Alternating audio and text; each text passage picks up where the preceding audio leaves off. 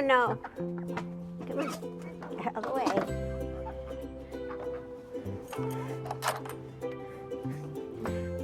Out of the way, you okay?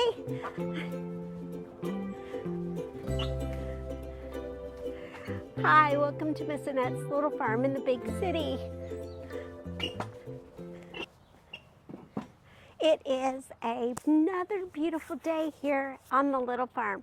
Actually, it's a lot warmer than I thought it was going to be. I'm getting some compost because I'm getting ready to work in the vegetable garden. We get the herb garden all planted, and now I got to get the vegetable garden situated so that I can mark that off my plate. Okay. First thing I want to do though is I want to plant some sweet potato slips, and that is why I have the compost.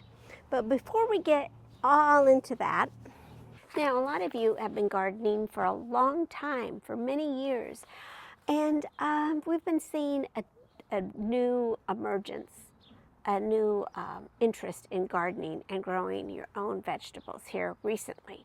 The cost of living is not getting any cheaper, and people are realizing that a lot of our food that we are getting at the grocery store are covered in pesticides and forever chemicals, and we want to eat healthier and be healthier and be able to live a good life. Not only that, but gardening also gives you exercise and vitamin D from being outside. So there are a lot of benefits to it. And people are starting to see that. So it is starting to reemerge as a necessity. And back in during World War II, a lot of people were using their backyards as gardens.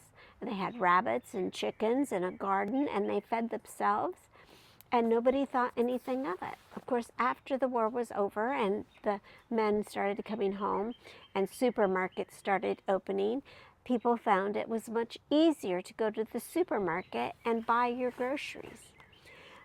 And it is. It's very easy to go do that. Very simple. You hop in the car, you go over there, and you pick it up and you pay for it. But that's where it's getting a little bit harder to do. Cost of a lot of things are going up, and one of the things that is really going to be going up, from what I hear, and I'm not an expert or anything, but from what I hear, meat will be going up, especially beef. And so the garden that I'm planting this year is a high protein garden. And the things that I will be growing in it are edamame, sweet potatoes, asparagus, peas, spinach, and amaranth. All of those have protein, a lot of protein in it. That's what I'm going to be planting. Now, if you are looking to plant more protein in your garden, here are some of the things that you can grow. Lentils, kidney beans, green beans, black beans, edamame, that's what I have, peanuts, spinach, fava beans, asparagus, and artichoke hearts. So I have some of those on my list of things that I'm going to be planting this year too. Some of these things I have grown before, and some of these things are not grown well. Like my spinach did not grow well. I think I have 2 spinach plants, so that didn't go well. But that's the way it is with gardening. Sometimes things go well and sometimes they don't. But I'm really excited to get started again on a new season of gardening. So let's go get the garden started.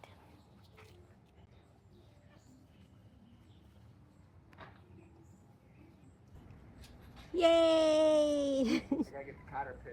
The garden got an upgrade. Our windmill had broken, so Steve and I got a new one, and he built it and put it up. And it works wonderfully. And then I decided I needed to jazz up the beehive. So I very carefully added some color and some whimsy.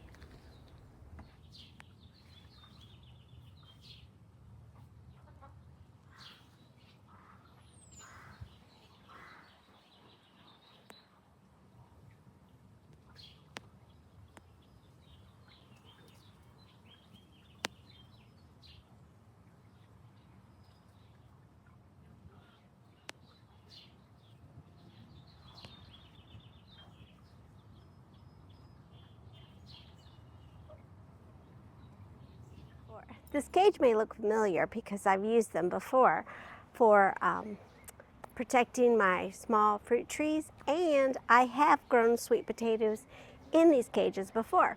And I started thinking about it, and I remembered that the most successful year I had with sweet potatoes was the year that I grew them in cages. I'm going to start by layering. So I've got some compost from the compost pile, which it's not completely composted, and that's fine because I'm using that kind of as a filler. And as this potato cage ages, that compost will start turning into soil. But it's going to be the base layer. And then I'm going to be using some cow manure and soil, and then I will be I'll be using some good soil to put my sweet potato slips in. So let's get started.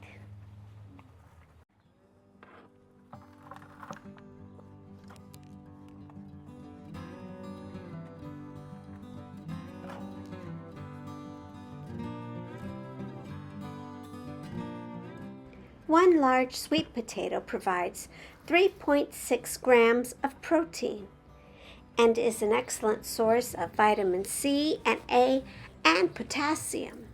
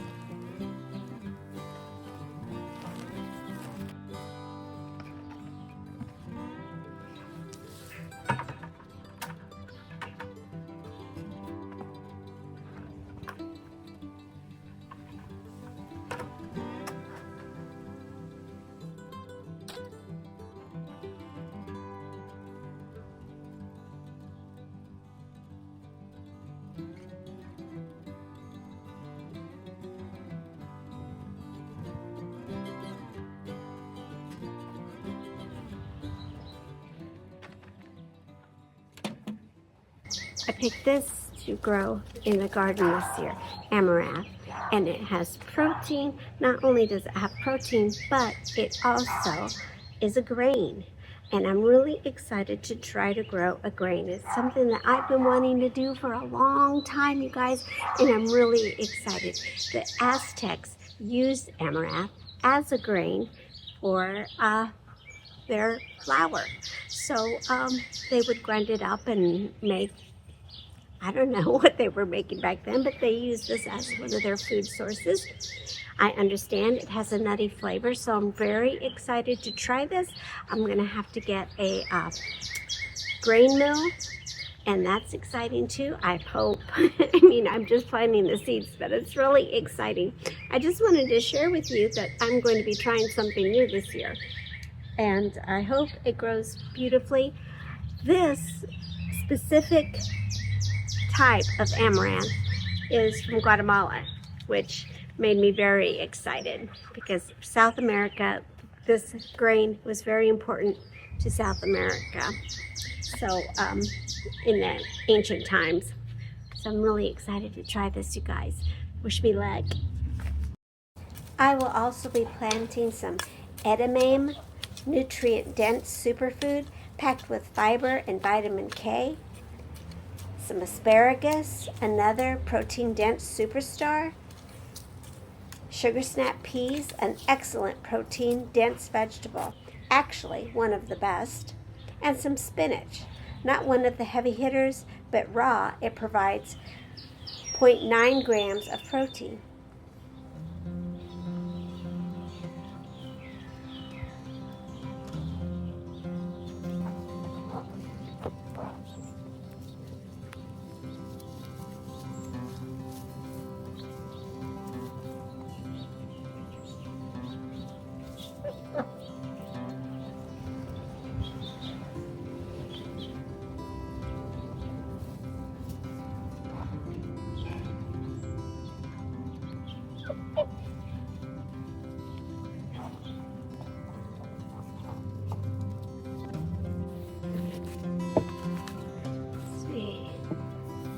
Done,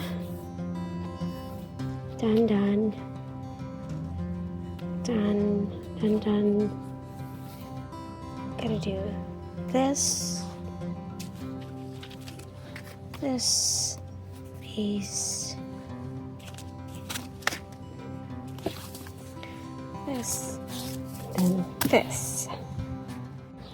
Amaranth is a nutrient-dense ancient grain, rich in plant proteins, naturally gluten-free, supports heart health, reduces inflammation, and provides powerful antioxidants.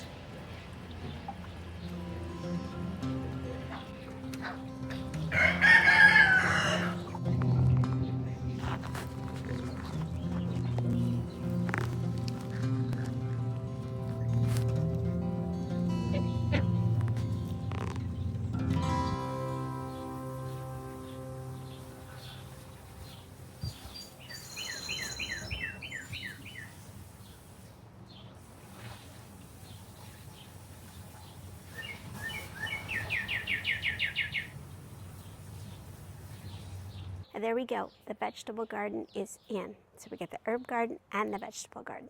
Now, a few days ago, I worked on my herb garden and I got it all planted and plotted out. And now I noticed a lot of my plants were really small and I had a lot of help.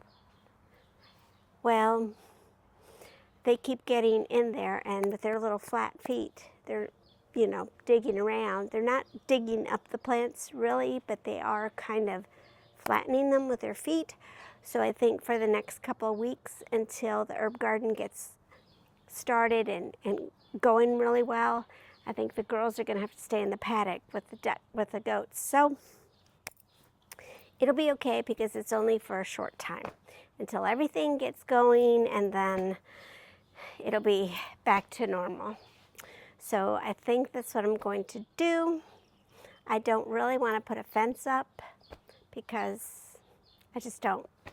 So I think it'll just be easier to stick them in the paddock with the other animals. And so those days of lounging around and following me around are over for a little while. Just a few weeks, 2 or 3 weeks. It'll be fine. Anyway, so that's it. We got the garden in. It is a garden with a lot of intention, a garden that I feel is going to give a lot. I put a lot into it and I think I'm going to get a lot from it. The soil looks really good, and I did amend a little bit of the soil for the amaranth and the sweet potatoes because I really want those to work out. A while back, during World War II, a garden in the backyard was very intentional. People had gardens and rabbits and chickens, and they were feeding themselves. And I think with every intention that I have here on the little farm, for the rest of the spring, we have the hard part done. So now we can relax and do some fun things, right? I mean, we have been doing fun things, but now this has been a lot of work. It's a lot of physical labor doing the gardens, and now they're in and we are done. That's been a lot of fun doing all of that, working on the gardens and working around here. I love it. It's my life, and I love sharing my life with you. Thank you so much for stopping by today and visiting me here on Miss Annette's little farm in the big city. Try to get outside today if you can. Take care of yourself and take care of each other. And I will see you next time. Bye. Love you.